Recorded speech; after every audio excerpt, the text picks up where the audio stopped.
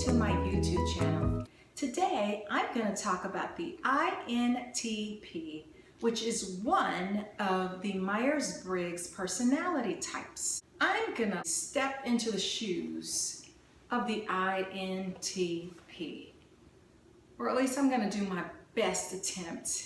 Someone actually requested that I do a video on the INTP. Thank you so much for the suggestion. Let's try to see through the lens of the INTP. The person I picture in my head is bright, analytical, intellectual, witty, innovative. If you did an IQ test, I would not be surprised if the INTP's IQ came out to be the highest. They're very intelligent people. I think they can feel very misunderstood.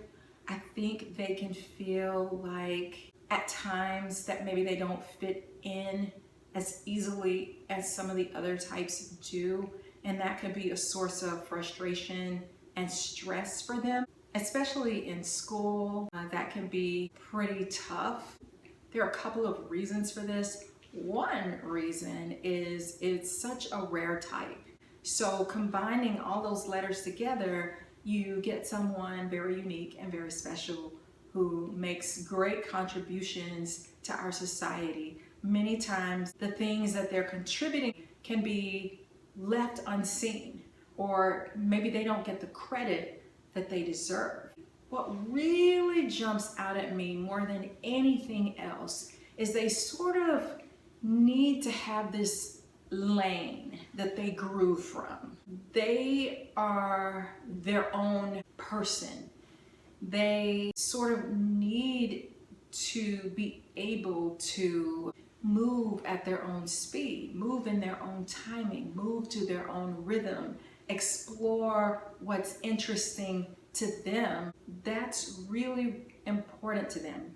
And what they're exploring may be completely different from what any other type is exploring. They sort of have a very unique lane that they like to navigate in that makes them different or unique or gifted or special. That can sort of separate them from everybody else or isolate them from everyone else in a way, because they kind of need to do their own thing. I would say there's sort of a couple of different pictures that I have. I think any INTP can put their own unique spin on things, really. I think if you have a conversation with an INTP, you'll be surprised at how cool they can be. I actually think Prince is an INTP. Some people might argue that, but I really think he fits that type. Sometimes people can look at an INTP like they're very brainy or geniuses. I've seen some INTPs wear like the big giant glasses to kind of accentuate that trait or that quality, which adds sort of a coolness to their character and who they are. And then there's the other picture where they really are cool. I mean, they do have something about them. The way that they present themselves is also important to them, believe it or not. When I picture some INTPs in my head, I actually know some INTPs who like to dress, who like clothes, who like to make a statement, who like to carry themselves a certain way, like in a sort of a professional way, or to be known for their intelligence. They can be very nice, very helpful. They like to be good at what they do. They don't want to look like idiots. They don't want to look like fools.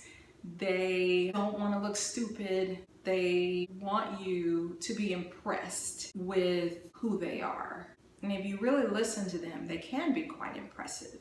They are part of the NT temperament. So that temperament in itself is a very strong, dominant temperament. But I think because they have the introversion and the P, it can kind of soften it a bit. So they may not come across as strong-minded or as, as some of the other NT types, but I think they can unwittingly offend people, not because they're trying to, but maybe when they're sort of in their introverted mode, or they're very straightforward about what their thinking is, maybe it could come across as offensive when they're not trying to, or it might be trying to at times if you hit the wrong nerve. Their lane of logic might be different from another type's logic, which sort of separates them from the pack. It makes them very unique, but sometimes it can make them very misunderstood, which can be frustrating to them. Now, they're very good at systems, not in the same way as an INTJ. They could, for example, take a computer system and knock it out. If an INTP is great at computers, believe me, they can go in there and do things that are amazing, that are like, wow, how do you know how to do that? How does your brain think that way? I mean, and in this day and age, using apps and computers and all of that, hey, that adds swag right there. I mean, you're good at that kind of stuff. That's incredible. INTPs are great at very complex, intricate systems and having the patience to tinker with it. They are phenomenal at that. So INTPs have introverted thinking, which means that they're going to look at data objectively without any emotional bias. They can separate themselves from a feeling type because they're going to analyze it without any type of subjectivity. So they can do an internal evaluation on what is true and what is not true and make an objective decision on it. When you pair the INTP with a 6 on the Enneagram, you're going to get someone who's a little bit more, they might feel a little bit more extroverted. 6s a lot of times know how to pull people in. They know how to engage people. They want to make people feel at ease. I love that combination of an INTP and a 6 together is like, that's like fire. They like exploring theoretical concepts, complex ideas, and then drawing a very logical conclusion. They like to improve knowledge and gain a better understanding of the world. I think that's their niche. They're very good at synthesizing very complex information that other people would miss or not even understand. And they like mental challenges. Some INTPs excel in school and do phenomenal, make great grades, but then there are other INTPs that might feel very frustrated with school and they're more interested in exploring their own interests. This type doesn't like being smothered or dependency, and they may start to feel overwhelmed by too many feelings. In fact, that could cause them to pull away and retreat. So for an INTP, nothing is ever necessarily solid. A new piece of information can change everything.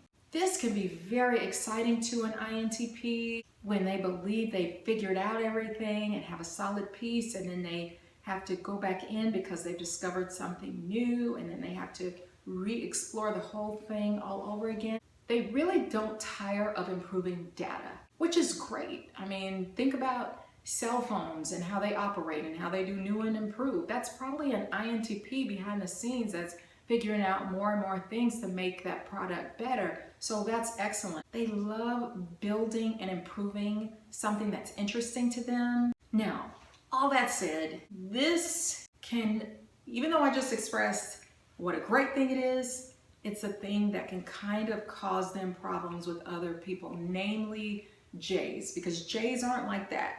They don't like things up in the air. Sorry, INTPs, or sorry, J's, I don't know.